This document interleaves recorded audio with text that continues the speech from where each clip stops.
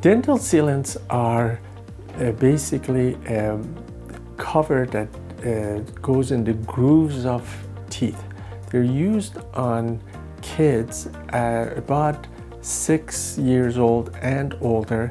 As the permanent teeth come in, they basically cover the grooves of the teeth, and what that does is that makes it much easier for the child to brush their teeth and clean them and maintain them clean so they don't get cavities. It is basically placed, they get glued into the grooves. Doesn't require anesthesia or anything. It's done really in a couple of minutes, very easy, and just prevents kids from getting cavities in their teeth. Much easier to do those than doing fillings on them. So it's a very good preventative measure for kids to use, and usually is covered by most insurances.